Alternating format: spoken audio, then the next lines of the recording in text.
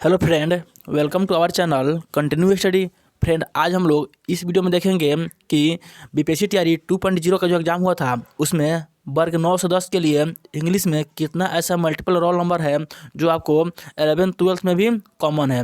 ठीक है, तो इस वीडियो में हम इस डाटा को देखने वाले हैं। इससे पहले हम लोगों ने एसएसटी पेपर जो हुआ था उसका 6 to 8, 9th, 10th और 11th-12th का डाटा देख लिया है। उसके बाद मैथ का जो है 9th, 10th, 6 to 8 का देख लिया है। हिंदी का 9th, 10th और 6 to 8 का डाटा देख लिया है और इंग्लिश का भी 6 to 8 का डाटा देख लिया है। और आज हम लोग इंग्लिश का 9th, 10th का डाटा देखेंगे। ठीक है, वीडियो शुरू करने से पहले आपसे एक रिक्वेस्ट है कि इस डाटा को कलेक्ट करने में हमको बहुत अधिक मेहनत करना पड़ता है। ठीक है, तो इसलिए आपको वीडियो अच्छा लगा तो वीडियो को लाइक, शेयर और चैनल को आपने अभी तक सब्सक्राइब नहीं किया है तो चैनल को सब्सक्राइब जरूर करें। तो चलिए हम लोग वीडियो शुरू करते हैं।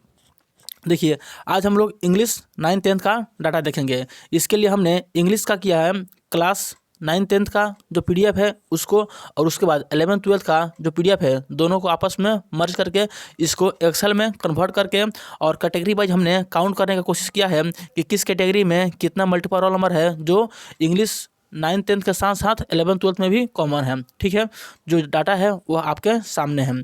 ठीक है, हम यहाँ पे लिखे हैं 9th, 10th रिजल्ट, यानी 9th, 10th में आपका कितना रिजल्ट दिया गया था और यहाँ पे उसमें से कितना रोल नंबर है जो 11th, 12th में मल्टीपल है। तो देखिए, ईवार कैटेगरी में आपका 9th, 10th में इंग्लिश में आपका 1269 रिजल्ट दिया गया था। कितना? 1269 रिजल्ट दिया गया था, जिसमें से 361 ऐसा रोल नंबर है जो 9th, 10th के साथ साथ 11th, 12th में भी कॉमन है। तो पूरी संभावना है कि 361 में से मैक्सिमम स्टूडेंट होंगे जो अपना 9th, 10th का रिजल्ट छोड़कर अपना 11th, 12th को ज्वाइन करेंगे। ठीक है, उसी प्रकार आपका ईडब्ल्यूएस में देखिए तो 9th, 10th इंग्लिश में 476 सीटों पर रिजल्ट दिया गया था, जिसमें से 110 ऐसे कैंडिडेट हैं जिनका 11th, 12th इंग्लिश में भी रिजल्ट है। तो ये भी नीचे वाला क्लास खाली करेंगे।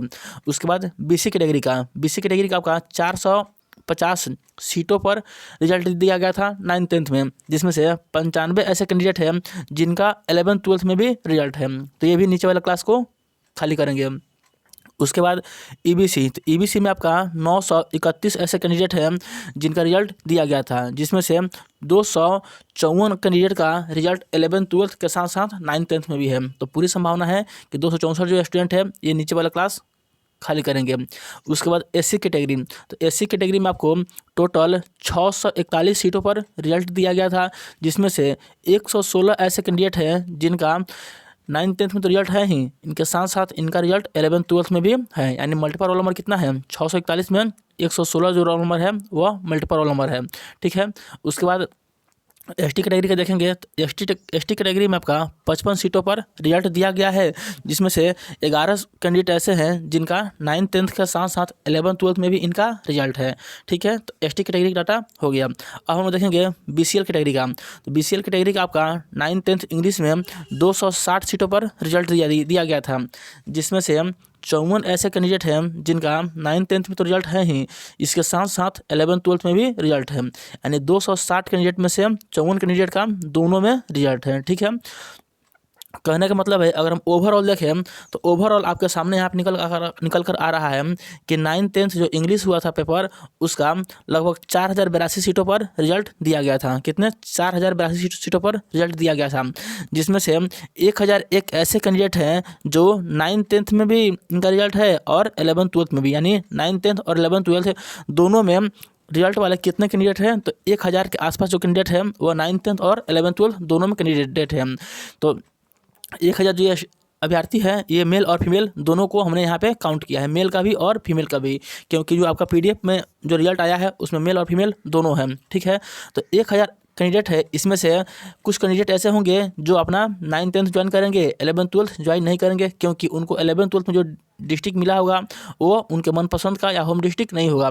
तो कुछ ऐसे एका दुका स्टूडेंट होंगे जो अपना 9th, 10th ज्वाइन करेंगे, नहीं तो मैक्सिमम क्या करेंगे? 11th, 12th को ज्वाइन कर लेंगे। ठीक है, उसके बाद तो समझ लीजिए आपका लगभग 1000 जो सीट है उस पर आपका मल्टीपल रिजल्ट आने की पूरी संभावना है।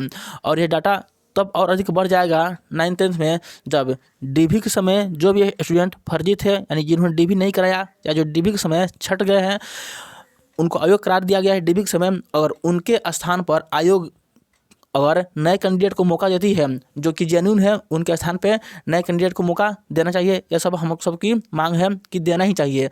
तो इनके कैंडिडेट पे जो डीवी में फर्जी वाले हैं, उनके कैंडिडेट पे अगर मौका देती है तो ये जो 1000 का डाटा है यह क्या होगा, मैक्सिमम और बढ़ सकता है। ठीक है।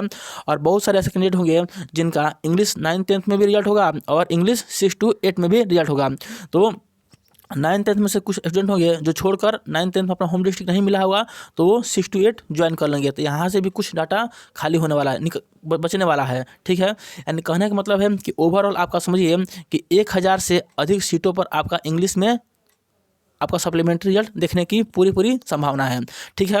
और किस कैटेगरी में कितना मिलेगा देखने को, तो यहाँ पे आपके सामने डाटा दिया हुआ है। आप देख सकते हैं कि आप किस कैटेगरी से हैं और किस कैटेगरी में कितना सीट खाली होने की पूरी संभावना है। ठीक है। तो यही आपका 9th-10th इंग्लिश का डाटा था कि कितना मल्टीपल रोल नंबर बन रहा है। सप्लीमेंट्री रिजल्ट कितना आएगा वो तो अलग की बात है, लेकिन कितना आपका मल्टीपल रोल नंबर है, जितना मल्टीपल रोल नंबर होगा उससे अधिक की संभावना है कि सप्लीमेंट्री रिजल्ट आपका आए। ठीक है। तो मल्टीपल रिजल्ट यहाँ पे आपका 1000 में रहा है। ठीक। तो यही डाटा था, सोचा आप लोग को बता देते हैं। अगर आप सबों को किसी और भी सब्जेक्ट का डाटा चाहिए तो आप हमको बता सकते हैं, हम कोशिश करेंगे पूरा कि उस डाटा को आपके सामने रहे। अब ऐसे भी देखिए 2-4 दिन में जो सप्लीमेंट्री रिजल्ट है वो हमारे को लगता है कि पूरी संभावना है आ ही जाना चाहिए। आ जाए तो अच्छा रहता। सब लोग वेट कर रहे हैं सप्लीमेंट्री रिजल्ट का, जल्दी से जल्द सरकार को सप्लीमेंट्री रिजल्ट देनी चाहिए। ठीक है। तो चलिए मिलते हैं अगले वीडियो में, तब तक के लिए आप सभी को जय हिंद।